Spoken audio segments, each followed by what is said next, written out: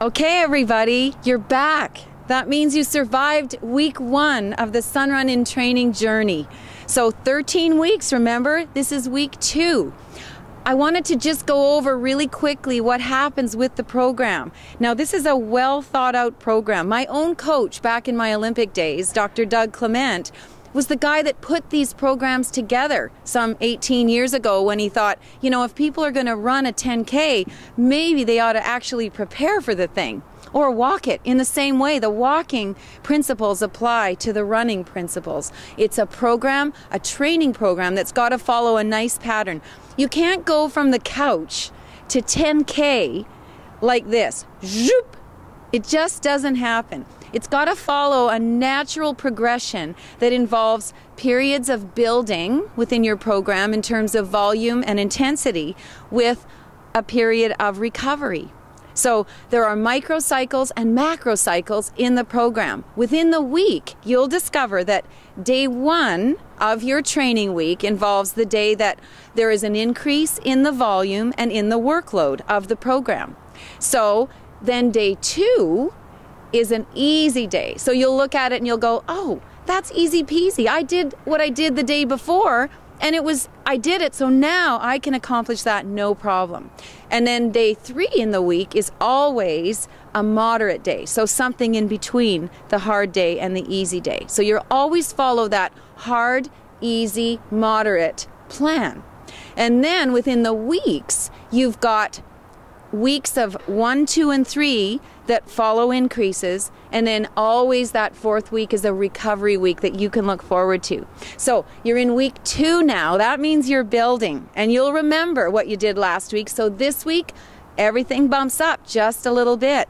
The walking, you're walking a little bit further. You're doing 2-minute intervals this week, brisk, followed by some 2-minute recoveries. So try to find a little change in your pace just to challenge yourself a little bit. In the Learn to Run, you also are doing that cha-cha now for 2 minutes. You got through week 1 with only 1-minute intervals, so you are on the climb. Stay with a nice, easy pace, and your leaders are going to make sure that you stay nice and easy for yourself, okay? No racing going on. This is just about getting used to the impact and the cadence, all right? Run fasters, 2-minute intervals, brisk running. Use your arms to dictate your pace, okay? So those arms set the pace, the legs will go with you. And enjoy the recovery, the 2-minute recovery in between. So a reminder, stay with the program, do your homework. That means fit those all 3 sessions in, the one with your clinic or training group and the other 2 on your own, all right? Now, weather, I'm just going to touch on it because I know there's snow and cold temperatures all over the province, depending on where you live. Just bundle up, all right? I'm a hardy Saskatchewan gal originally, so you cannot tell me that you can't get outside and do the RunWalk program. Just get that toque on, put those gloves on, and think about your footwear. And that brings me to one other final point. You can have the right clothing on, layer it up so you're nice and warm, and you can shed those layers if you need to.